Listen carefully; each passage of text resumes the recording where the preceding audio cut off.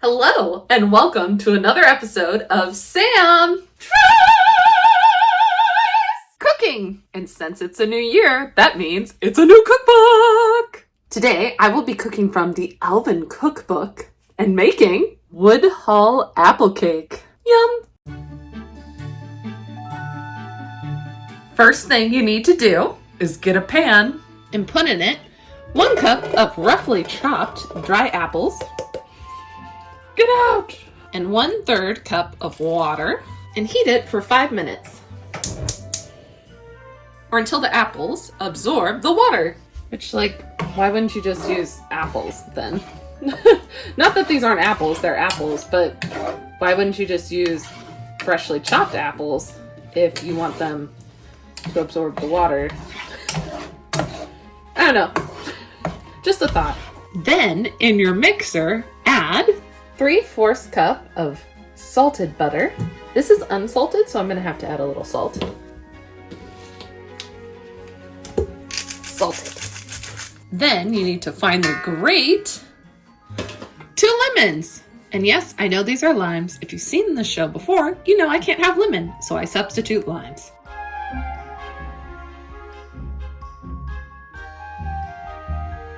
Now do 3 tablespoons of the juice. Gotta use that elven strength.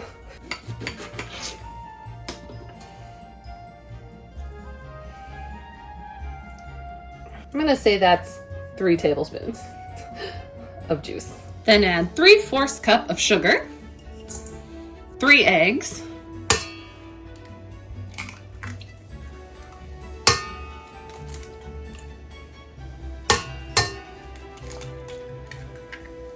then 2 cups of self-rising flour.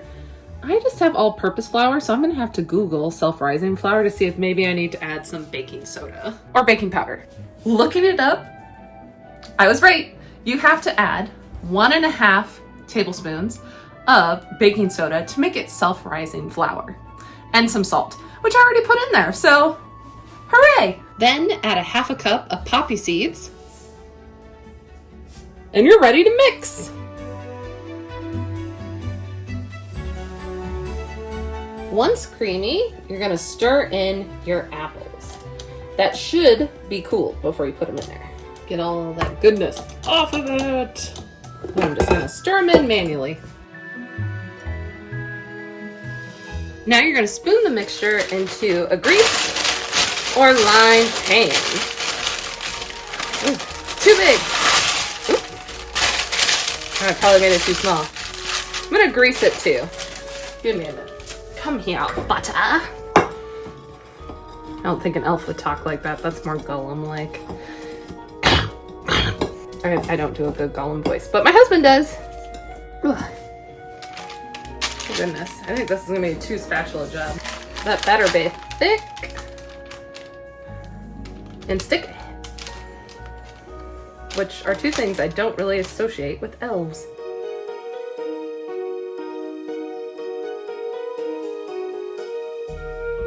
Now, preheat the oven to 325 and let it bake for up to an hour or an hour quarter, or until firm to the touch and the skewer test. Wow, that's baking. Let's read the geeky description. One of the most enchanting moments in The Lord of the Rings is the Hobbit's early encounter with a wandering company of high elves led by, forgive me, I'm going to say their name wrong, Gildor Inglorion at Woody End, a wild wooden area close to the eastern border of the Shire.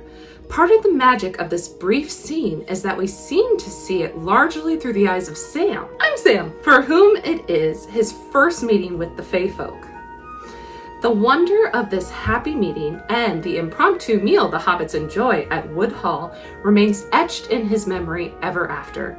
He is above all enraptured by the elves singing, but he also recalls the sweetness of the fruits they serve. He later wishes he could grow apples like those he tasted that night. Aww. The apple, Sindarin, and then it also Cordova.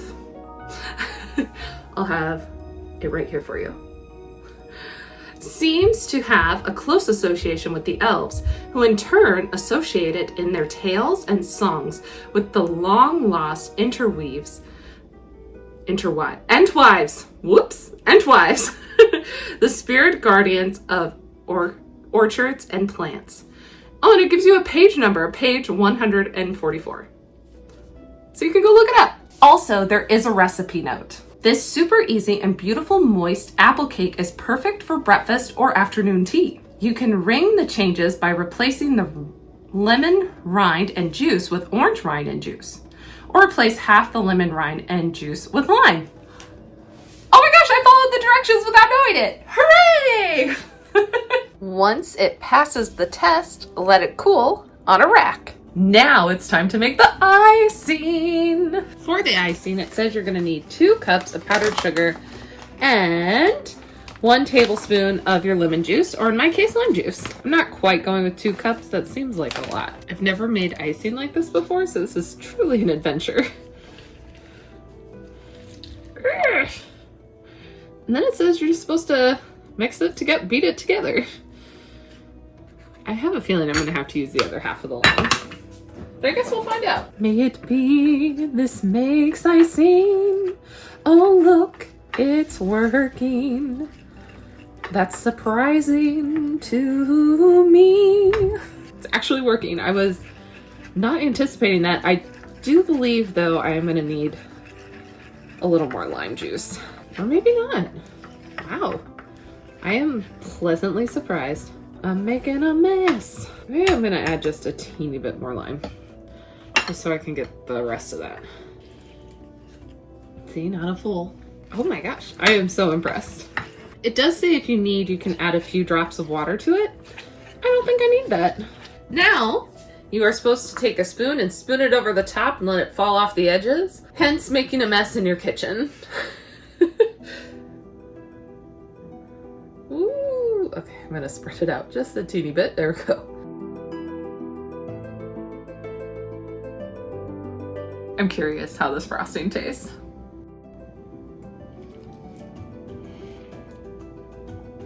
It's good. Very limey. But it's good. It reminds me of the frosting from Panera Bread, which I think is mostly lemon. All right, it's time to try. Here's my slice. I'm gonna make sure I get a piece with some frosting on it.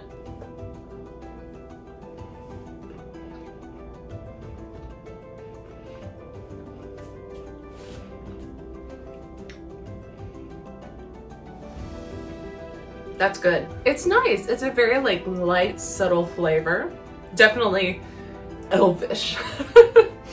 You know, it's not like a super sweet cake, but it's sweet because of the fruit that's in it, which is really nice. And the frosting's ooh, tangy, which works really well with this. It's really good. It's very poppy seed heavy, so if you don't like poppy seeds, this is not the cake for you. It reminds me of what Midwesterners call bread.